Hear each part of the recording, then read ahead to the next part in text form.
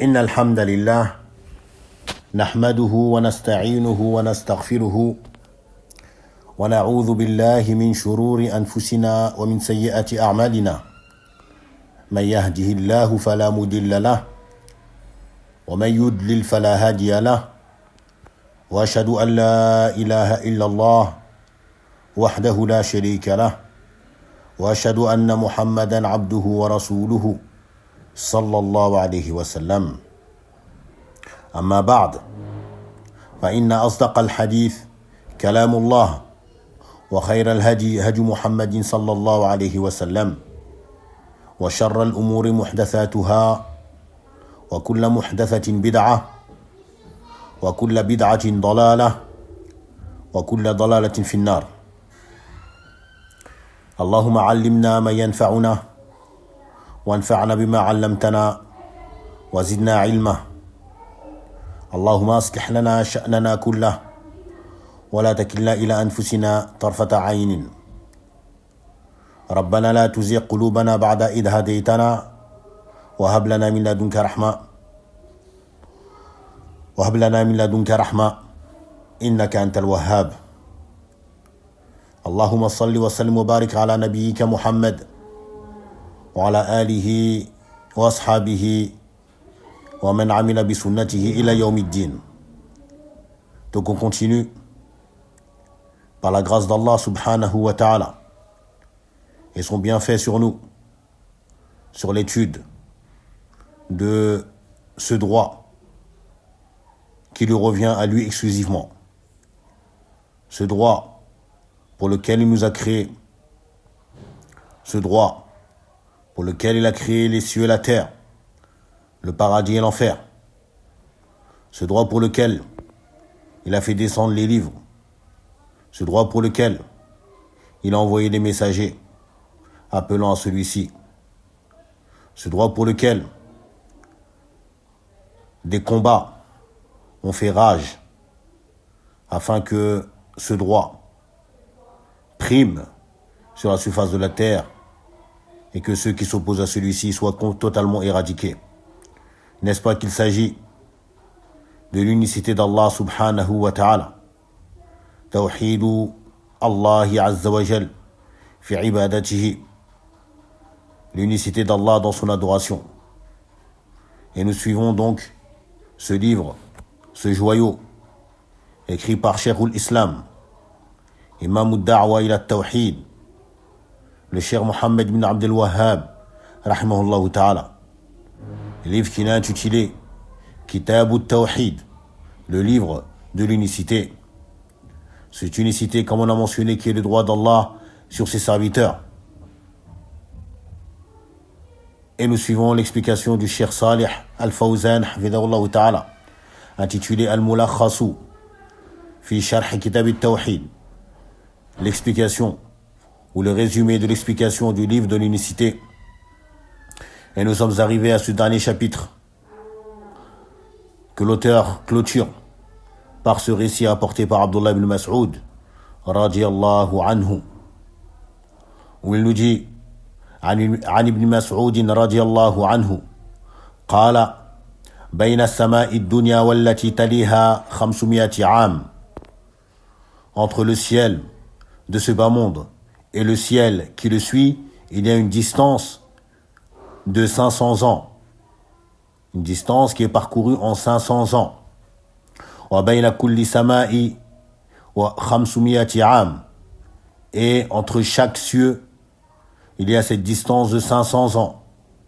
وَبَيْنَ السَّمَاءِ السَّابِعَةِ وَالْكُرْسِي 500 عَامٍ. Et entre le 7e ciel et le Kursi, il y a une distance de 500 ans. وَبَيْنَ الْكُرْسِي وَالسَّمَاءِ 500 عَامٍ. Et entre le Kursi et l'eau, il y a cette distance de 500 ans. وَالْعَرْشُ فَوْقَ الْمَاءِ. Et le trône est au-dessus de l'eau. وَاللَّهُ فَوْقَ الْعَرْشِ. Et Allah, il est au-dessus du trône. لَا يَخْفَى عَلَيْهِ شَيْءٌ مِنْ أَعْمَالِكُمْ.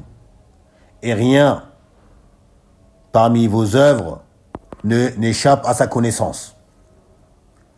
et rien parmi vos œuvres n'échappe à la connaissance d'Allah subhanahu wa ta'ala. Akhrajahu Ibn Mahdi an Hammad ibn Salamata an Asimi an Zirrin an Abdillah rahimahullahu ta'ala. Wa isnaduhu Hassan. Sa chaîne de transmission, elle est bonne. Et nous dit warawahu binahwi al-Mas'oudiyu an Asimi an Abi Wa'ili an Abdillah. Et ce récit également a été rapporté par al-Mas'oudi selon Asim, selon Abi Wa'il, selon Abdillah. قاله الحافظ الذهبي رحمه الله قال وله طرق, comme cela a été dit par al-Hafid al-Khatabi rahimahullah ta'ala, al-Hafid al-Dhahabi rahimahullah ta'ala, et elle a des voies, elle a différentes voies de transmission. Il nous dit وعن العباس رضي الله عنه, et selon Al-Abbas ibn Abdul Muttalib, l'oncle du prophète sallallahu alayhi wa sallam, radiyallahu anhu, qala Rasulullah sallallahu alayhi wa sallam, le messager d'Allah sallallahu alayhi wa sallam a dit: Hal taduruna kam bayna as-sama'i wal ard? Savez-vous quelle distance il y a entre le ciel et la terre? Qulna Allahu wa rasuluhu a'lam. Nous avons dit Allah et son messager savent mieux. Qala baynahuma masiratu 500 am ou 500 sana. Il y a entre les deux une distance parcourue en 500 ans. Wa bayna kulli sama'i ila sama'i masirati 500 am. Il y a entre chaque ciel une distance parcourue en 500 années. Wa kithafu kulli sama'i masiratu 500 sana. Et l'épaisseur de chaque ciel équivaut à une distance parcourue en 500 ans. Wa bayna as-sama'i as-sabi'ati wal 'arshi bahrun. Et il y a entre eux, le 7e ciel et le trône, une mer, un océan. Wa bayna asfalihi wa a'lahi kama bayna as-sama'i wal ard. Et il y a une distance qui sépare sa surface de sa profondeur, il y a 500 années entre la surface de cette eau et sa profondeur, il y a le fond de cet océan, il y a une distance parcourue en 500 ans.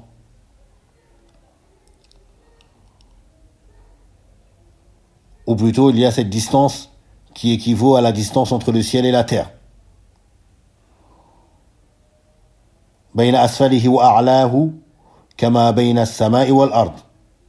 Donc entre sa surface et son fond, il y a cette distance qu'il y a entre le ciel et la terre. Wallahu fawqa dhalika. Et Allah, il est au-dessus de tout cela. La yakhfa alayhi shay'un min a'mali bani Adam.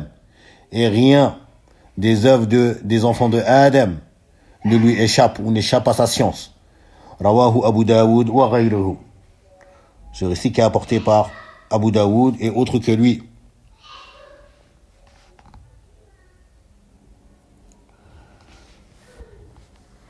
Donc ce récit qui vient une fois de plus nous montrer l'immensité d'Allah subhanahu wa ta'ala.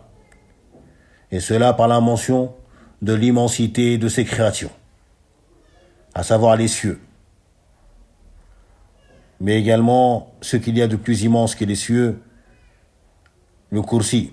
Mais également ce qu'il y a de plus immense que le kursi, donc le trône. Et Allah, il est au-dessus de ce trône, qui ne représente rien devant Allah subhanahu wa ta'ala. Ce qui nous indique et nous montre clairement l'immensité du Créateur, Al-Khaliqu subhanahu wa ta'ala. Il nous dit هل تدرون أخرج الأخبار بصيغة الاستفهام ليكون أبلغ في النفوس. Le prophète sallallahu alayhi wa sallam Il nous a mentionné ces informations sous forme interrogative, sous forme de question, afin que cela soit plus fort, dans la raison, que cela soit perçu plus fortement par la raison. Allah wa rasuluhu a'lam. Isnadul ilmi ila ar-rasul sallallahu alayhi wa sallam innama yakunu fi hayatihi. Donc concernant la parole des compagnons, Allah et son messager savent mieux. Eh bien, le fait de renvoyer la science au messager d'Allah sallallahu alayhi wa sallam, cela ne se fait uniquement lors de son vivant. Amma ba'da wafatihi fayuqalu Allahu a'lamu faqat. Quant au fait de dire cela, ou quant à après sa mort, eh bien, il faut dire uniquement que Allah seul sait.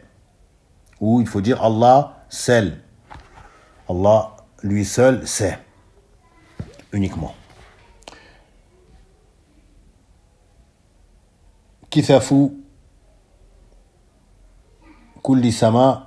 Al-kithafu huwa as-samku wal-ghildu.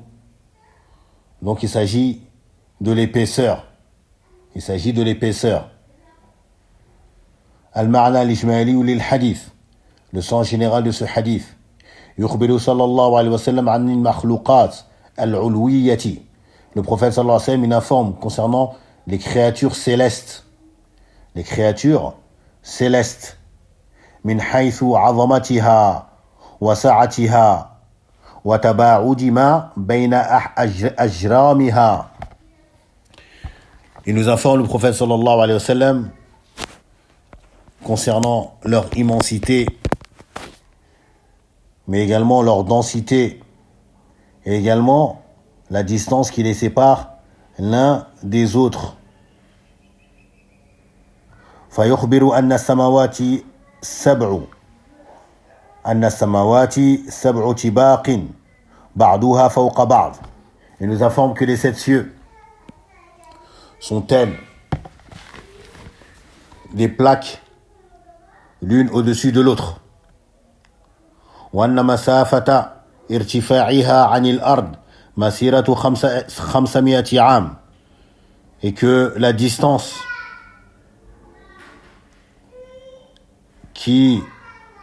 à laquelle équivaut l'élévation du ciel par rapport à la terre équivaut à une distance parcourue en 500 ans. وبين كل سماء والتي تليها مسافة 500 عام. Et entre chaque ciel et celui qui le suit, le ciel qui vient après lui, eh bien il est à cette distance de 500 ans. وسمك كل سماء مسيرة 500 عام. Et l'épaisseur, la largeur, ou plutôt l'épaisseur de chaque ciel, équivaut à une distance de 500 ans. وفوق السماء السابعة الكرسي. Et qu'il y a au-dessus du 7e ciel Al-Kursi, ce qu'on a mentionné comme étant cette créature sur laquelle le tout miséricordieux, Allah Azza wa Jalla Ar-Rahman, pose ses 2 pieds. وفوق الكرسي البحر.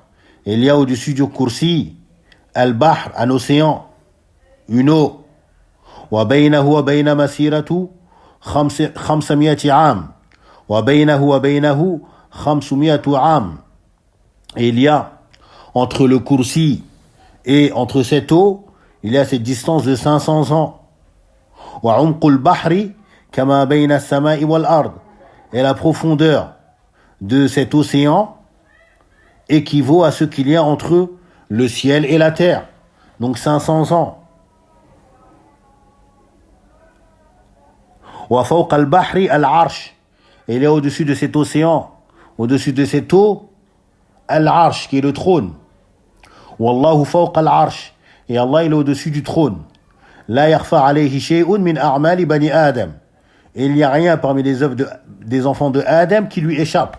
C'est-à-dire que Allah Azza wa Jal, il est au courant de tout ce que font les êtres humains, que ce soit les œuvres du cœur, a'malul qulub, ou que ce soit les œuvres des membres du corps, a'malul jawarih. Le fait que Allah Azza wa Jalla soit élevé au-dessus de sa création, cela n'empêche pas le fait qu'il soit au courant en détail de ce que font les êtres humains, de ce qu'ils disent, même ce qui est dit dans leur poitrine, comme wasawis, comme insufflation, ou comme pensée ou autre. Son élévation n'empêche pas qu'il soit au courant de tout cela. Son élévation ne s'oppose pas au fait qu'il soit proche, qu'Allah soit proche, qu'Allah soit avec nous de par sa science. Il est au-dessus de sa création, mais il est avec nous de par sa science, subhanahu wa ta'ala, et non pas avec nous de par son être. Il est avec nous de par sa science qui nous cerne de toutes parts, d'où rien n'y échappe. Il nous dit munasabatu hadayn al-hadithayn lil-bab, le lien de ces deux hadiths avec notre chapitre. Bayanu 'azamatillahi subhanahu wa ta'ala wa qudratihi al-bahirati wa 'uluwihi 'an makhluqatihi wa 'ilmihi bi ahwalihim. Il nous dit donc la mention de l'immensité d'Allah subhanahu wa ta'ala et également la mention de sa capacité ou sa force manifeste, mais également de son élévation au-dessus de sa création, au-dessus de ses créatures, qu'Allah n'est pas avec ses créatures, il est au-dessus de ses créatures, et également la mention de sa science qui cerne toute chose, sa science qui embrasse toute chose, les différentes situations de ses serviteurs, ou les différents états de ses serviteurs. Rien n'échappe à sa connaissance, subhanahu wa ta'ala, malgré qu'il soit au-dessus de sa création, de cette distance qui nous est mentionnée ici. Une distance immense entre le ciel de ce bas monde et entre le ciel de ce bas monde et la terre, 500 ans. Puis on va ajouter l'épaisseur de ce ciel de ce bas monde, 500 ans. Puis on va rajouter ce qu'il y a entre ce ciel de ce bas monde et le premier ciel, 500 ans. Puis on va rajouter l'épaisseur du deuxième ciel, 500 ans, et ainsi de suite. Ma yustafadu min al-hadithain, ce qu'on va tirer comme profit de ces deux hadiths. فيهما أولا فيهما بيان عظمة الله وقدرته ووجوب إفراده بالعبادة. Il y a dans la mention dans ces deux hadiths comme bénéfice la mention de l'immensité d'Allah subhanahu wa ta'ala, mais également la mention de sa capacité, sa puissance azza wa jal. Cela d'une part par la mention de ses créatures immenses, dont il est lui seul celui qui les a créées, sans aucune aide ou assistance. Mais également la mention de son élévation d'une distance aussi lointaine que celle qui est mentionnée ici dans ce récit. Avec tout cela, il a cette connaissance parfaite et minutieuse des affaires, des œuvres, des êtres humains qui se trouvent sur cette terre, subhanahu wa ta'ala. ثانيا فيهما بيان صفة الأجرام العلوية وعظمتها واتساعها وتباعد أقطارها. Il y a la mention dans ces deux hadiths de la description de ces différents corps célestes, mais également de leur immensité, de leur densité et de leur éloignement ou de l'éloignement l'un des autres. ثالثا فيها الرد الواضح على أهل النظريات الحديثة الذين لا يؤمنون بوجود السماوات والكرسي والعرش ويزعمون أن الكون العلوي فضاء وكواكب فقط. Il y a dans ces deux récits une réfutation claire à ces observateurs récents. Ces observateurs, il y a ni nouveaux. Parmi ceux qui se présentent comme étant des savants de l'astronomie. Ceux qui ne croient pas en l'existence des différents cieux. Ceux qui ne croient pas en l'existence du kursi. Ceux qui ne croient pas en l'existence du trône. Et qui prétendent que l'univers ou l'univers céleste n'est qu'un espace vide. Ce qu'ils appellent un cosmos. Un espace vide doté de certains astres, planètes, étoiles. Voilà ce qu'est l'univers céleste. Mais il n'y a rien de ce qui est appelé sept ciels, ou ce qui est appelé un kursi, ou de al-ma, al-bahr, ou de al-arsh, l'eau, ou encore le trône. Il n'y a rien de tout cela. Car ces gens-là ne croient pas en al-ghaib. Ils ne croient qu'en ceux qu'ils voient. A'udhu billah. Rabi'an. فيهما إثبات علو الله على خلقه بذاته المقدسة. Il y a dans ces récits la mention de l'élévation d'Allah au-dessus de ses créatures. Une élévation de par son être. Allah, de par son être, il est au-dessus de sa création, au-dessus de ses créatures. Et non pas dans sa création. Subhanahu wa ta'ala. خلاف ما تزعمه الجهمية والمعتزلة والأشاعرة الذين ينفون علو الله على خلقه.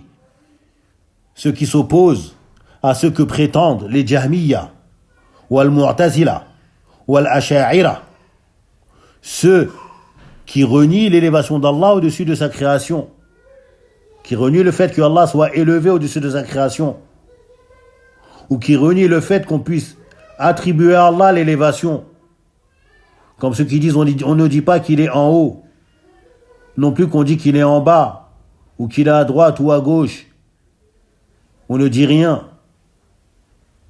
Tout cela pour renier cet attribut de l'élévation de par son être. Alors que les gens de la sunna, ceux qui suivent la voie des salafus salih,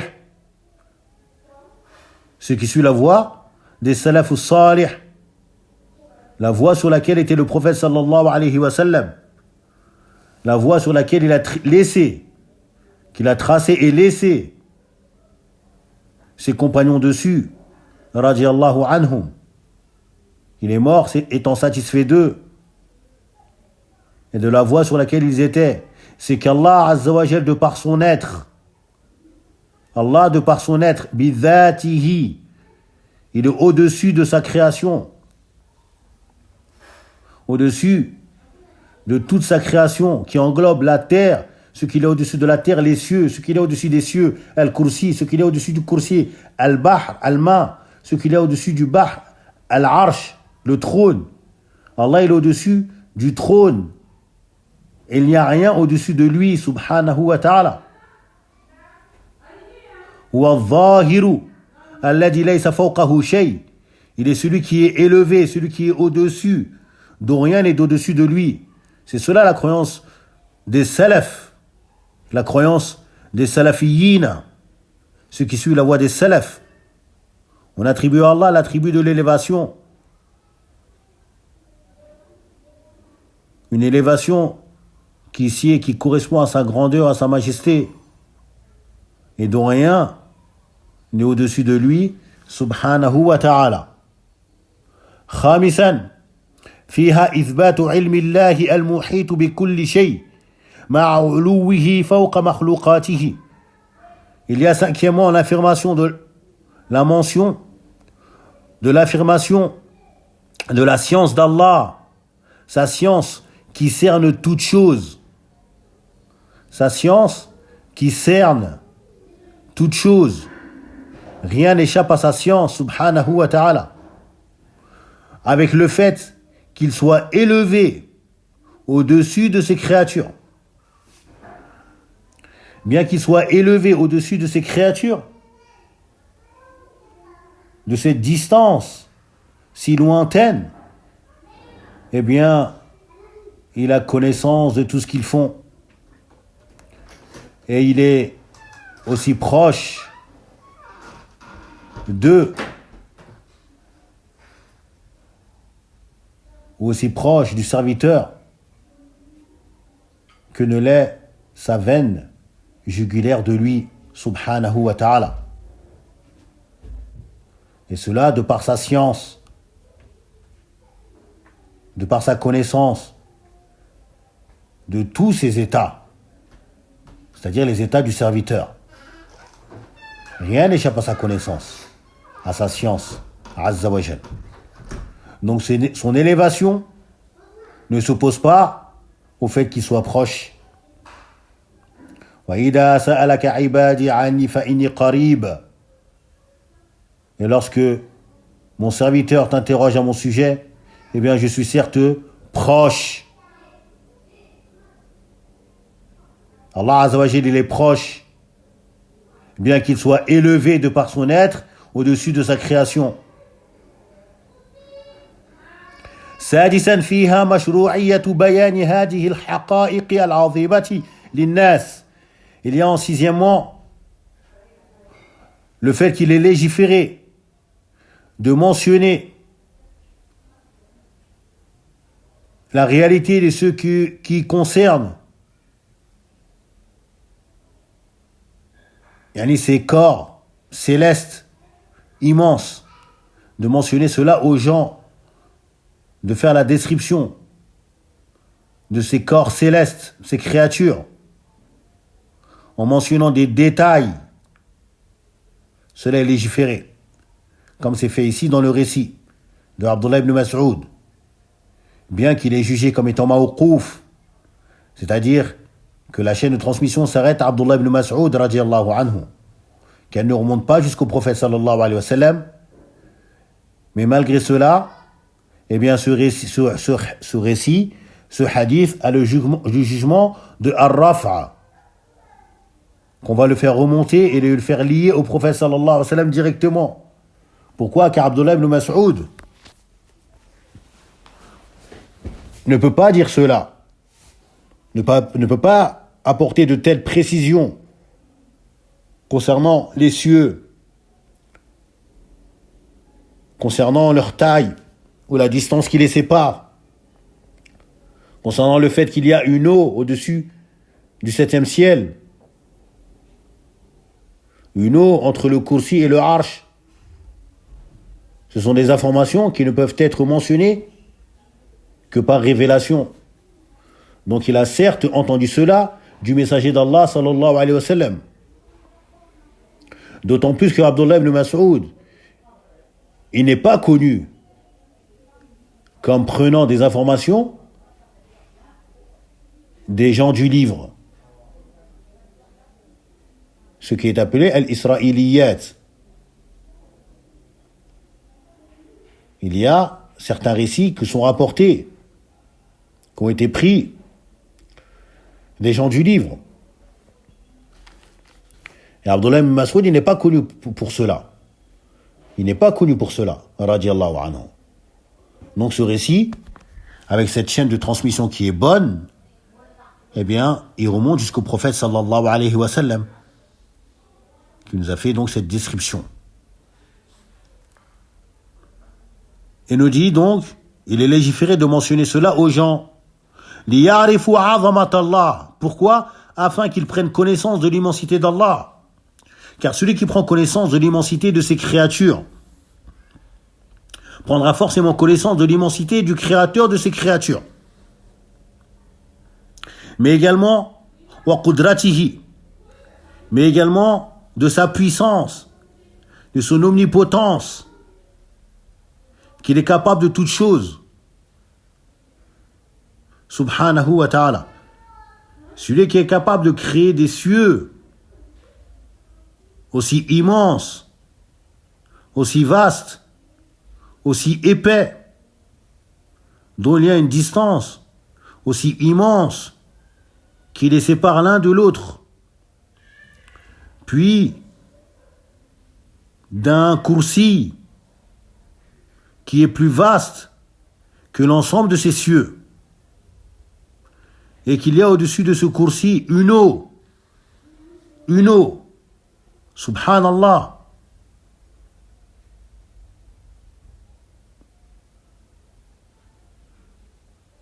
Une eau entre ce kursi et ce trône.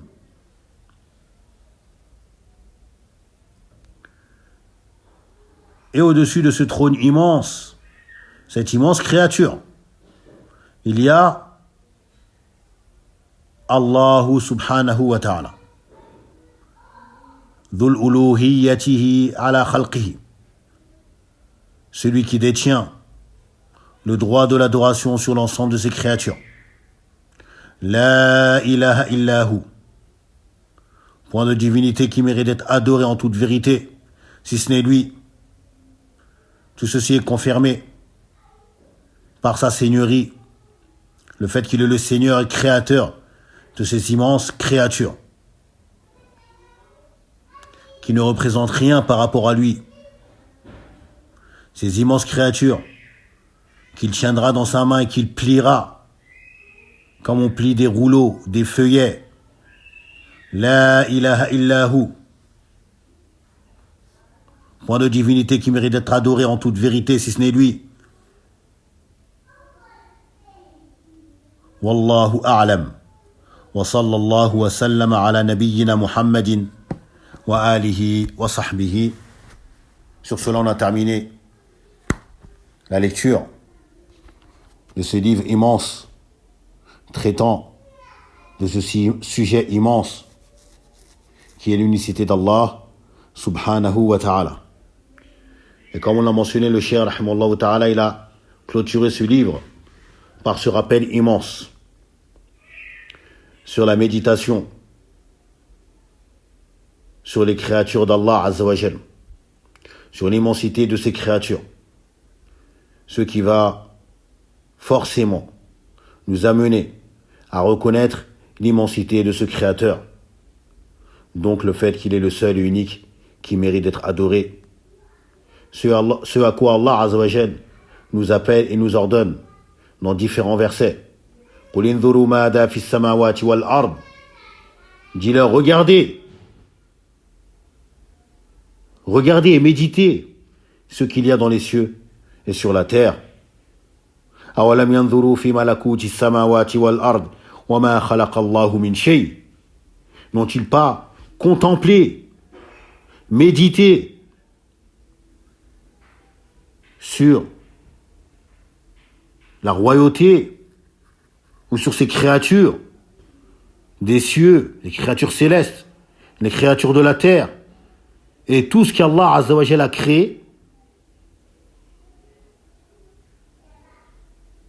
mais également lorsqu'il a décrit ses pieux serviteurs,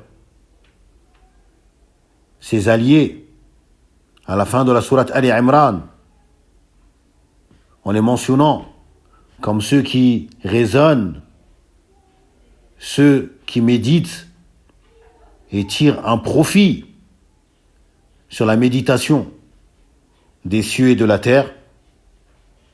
Inna fi khalqis samawati wal ardi wa ikhtilafil layli wan nahar la ayatin li ulil albab.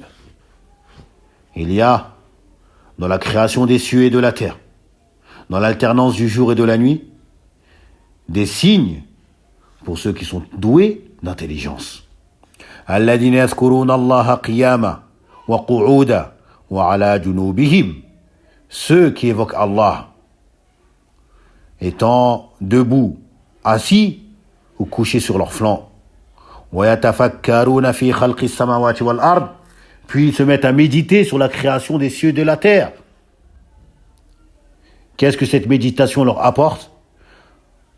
رَبَّنَا مَا خَلَقْتَ هَذَا بَاطِلًا سُبْحَانَكَ. Ils disent, interpellant, invoquant leur Seigneur, reconnaissant sa sagesse, sa science parfaite, son droit à l'adoration. Ô notre Seigneur, tu n'as point créé toutes ces choses en vain. Subhanaka, loin de toi, tout défaut, comme le fait de créer cela par amusement, ou par distraction, ou sans but. Cela ne te convient pas. Cela ne revient pas à ta grandeur, à ta sagesse, à ta science. Faqina adhab an-nar. Sur cela, protège-nous du châtiment de l'enfer. Rabbana innaka man tudkhilin nar faqad akhzayta. Ô notre Seigneur, celui que tu vas faire introduire en enfer, eh bien, tu l'auras certes avili. Tu l'auras certes avili. Wa ma lil-zalimina min ansar. Et les injustes, ceux qui ne t'ont pas estimé, ceux qui ne t'ont pas estimé ou glorifié, immensifié, comme cela devait l'être, ceux qui sont tombés dans le fait de te donner des associés dans l'adoration, dans le fait de te désobéir, de se détourner de tes ordres, de tes interdits, de ceux avec quoi sont venus tes prophètes et tes messagers, comme signe prouvant leur véracité, appelant à ton adoration seule, ceux-là ne trouveront aucun secoureur pour les protéger de ton châtiment yawm al-qiyamah. Et cela, on le trouve jusqu'à la fin de leurs différentes invocations. Ces gens-là qui mentionnent et évoquent Allah Azza wa Jal dans l'ensemble de leur situation, qu'ils soient debout, assis, couchés sur leurs flancs, ils pensent, méditent sur la grandeur, l'immensité de ces créatures, de surcroît sur l'immensité de leur Seigneur, sa puissance et son droit. Malgré cela, ils demandent, ils implorent Allah Azza wa Jal de leur accorder le salut. Ils sont dans une totale soumission à Allah Azza wa Jal, du fait de ce qu'ils ont appris ou pris comme connaissance de sa seigneurie sur ses créatures. Tawhiduhu, ar-rububiyyatu. Et de ceux qu'ils ont pris comme connaissance également de son unicité dans l'adoration, qui s'est ancrée dans leur cœur et dans leur être. On demande à Allah subhanahu wa ta'ala, à la clôture de ce livre, qu'il récompense énormément le cheikh Mohammed ibn Abdul Wahhab rahimallahu ta'ala, l'auteur de cet ouvrage. On demande à Allah Azza wa Jal qu'il lui accorde cette immense récompense pour ce profit, cet héritage qu'il nous a laissé à l'ensemble des musulmans.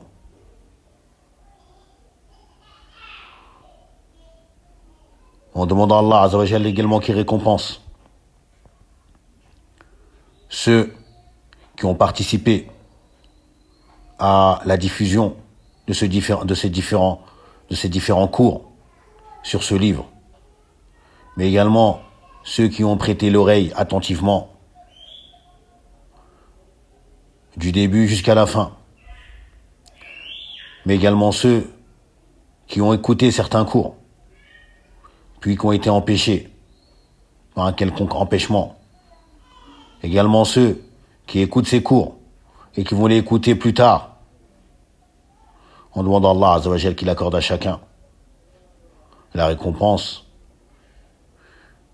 et le fruit ou les différents fruits qui vont découler de l'apprentissage de ce livre, à commencer par la mise en pratique de ce droit, Tawhidul Uluhiyya.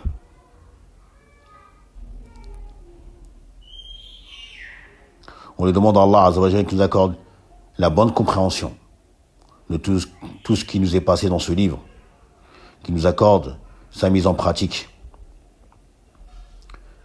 Ce livre, donc, comme vous l'avez vu, regroupe et englobe tout ce qui est nécessaire au serviteur pour lui accorder son salut ici-bas et dans le delà, si véritablement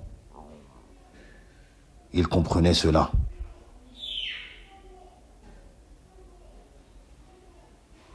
Et cela par la mention de ces différents textes du livre d'Allah, de la sunna du prophète sallallahu alayhi wa sallam, mais également des récits de certains compagnons.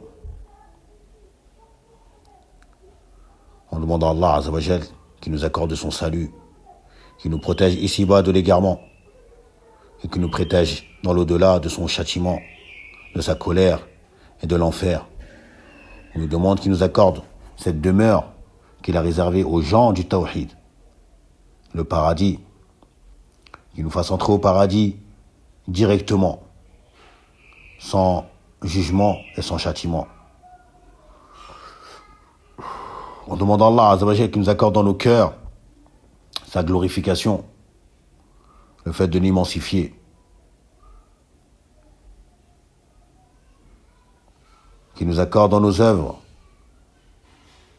le fait de lui accorder son droit, qui est de nous vouer l'ensemble de nos adorations qu'à lui seul, qui nous éloigne de tout ce qui pourrait nous détourner de cela, qui nous éloigne de ce qui conduit vers le contraire de cela, qui est de vouer des adorations à autre que lui, que ce soit des actes, que ce soit des pensées, des croyances, ou que ce soit des paroles.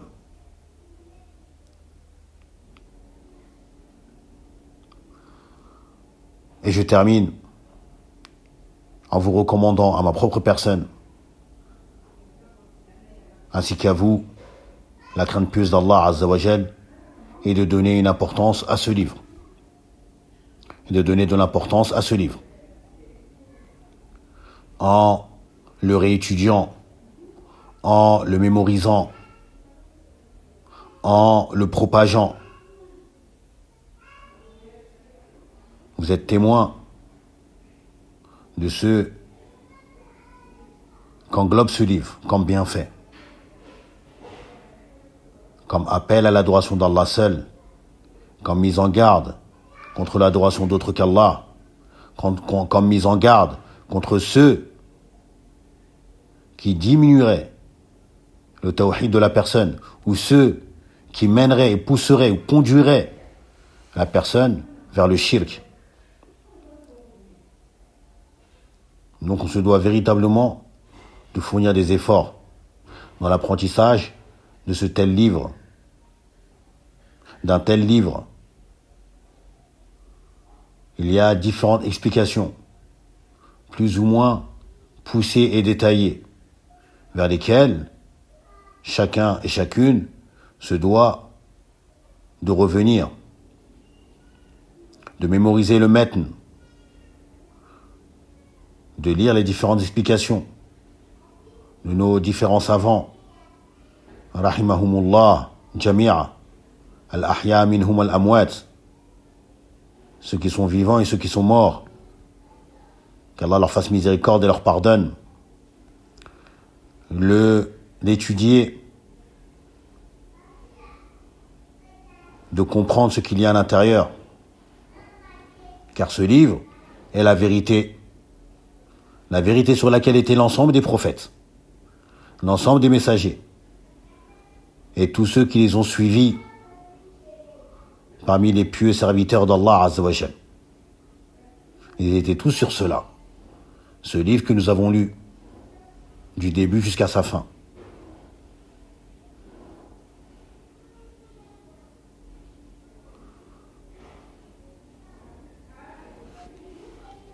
نسأل الله عز وجل أن يجعلنا من الموحدين حقا. On demande à Allah Azza wa Jal qu'il fasse de nous des véritables monothéistes, qu'il nous préserve du shirk billah, al-kabir wa al-saghir, al-jali wa al-khafi, qu'il nous préserve du shirk, qu'il soit majeur ou mineur, qu'il soit apparent ou subtil, mais également qu'il nous préserve de ceux qui conduisent vers ce shirk. اللهم يا مقلب القلوب ثبت قلوبنا على دينك اللهم يا مصرف القلوب صرف قلوبنا على طاعتك سبحانك اللهم وبحمدك واشهد ان لا اله الا انت واستغفرك واتوب اليك والحمد لله رب العالمين اللهم لك الحمد كله ولك الشكر كله. Allah seul revient l'ensemble des louanges et également toutes les reconnaissances pour nous avoir permis de clôturer ce livre en 85 cours. Walhamdulillahi Rabbil Alamin. Jazakumullahu khairan.